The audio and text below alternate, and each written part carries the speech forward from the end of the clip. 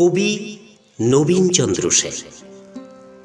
Presidency কলেজের অধ্যাপক রাজকৃষ্ণ বন্দ্যোপাধ্যায় মহাশয়ের বাড়িতে একদিন সকালে বিদ্যাসাগর মশাই বসে আছেন। এমন সময় একটি ছেলে এসে তার পায়ের ধুলো নিল। ছেলেটির মুখের পানে তাকিয়ে বিদ্যাসাগর মশাই বিস্মিত হলেন। বললেন, তোমাকে এত মলিন দেখছি কেন? বাবা মারা গেছে। কবে? কি হয়েছিল? ছেলেটি সব কথা বলতে বলতে কেঁদে ফেলল।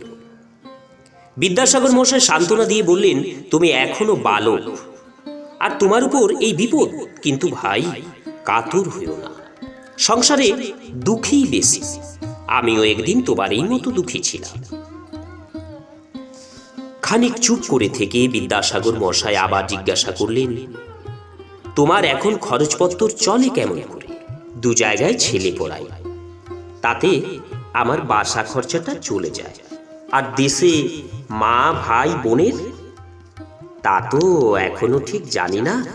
মা সে কথা কিছুই লেখেন না। মার কাছে সে কথা লেখো। কোনো সাহায্যের দরকার আছে কিনা জানো। আর ওই ছেলে পড়ানো ছেড়ে দাও, চাকরির চেষ্টা করার অসুবিধা হবে। এই বলে উঠে গিয়ে একখানা চিঠি লিখে নিয়ে এলেন। বললেন, এই চিঠিখানা সংস্কৃত লাইব্রেরিতে নিয়ে যাও, তোমার কিছু সুবিধে হবে। ছেলেটি তখন এই সংস্কৃত লাইব্রেরিতে গেল। চিঠিখানা দিলে তারা 40টি টাকা ছেলেটিকে দিলেন। ছেলেটি অবাক, বলল, টাকা তো আমি চাই না।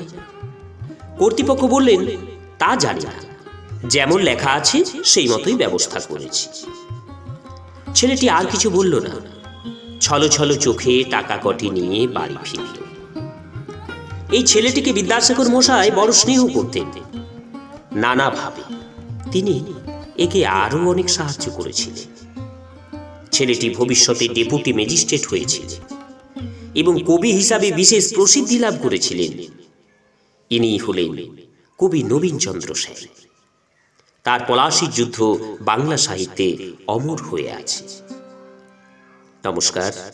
গল্প হলেও সত্যি পর্বর ধারাবাহিক পর্বগুলি শ্রবণ করার জন্য চ্যানেলে যারা নতুন তাদের অনুরোধ জানাবো, বিভিন্ন কবি, সাহিত্যিক, ঔপন্যাসিক, নাট্যকারের জীবনী নিয়ে মহুয়া বার্তা ইউটিউব চ্যানেল আপনার পাশে, আপনার সাথে।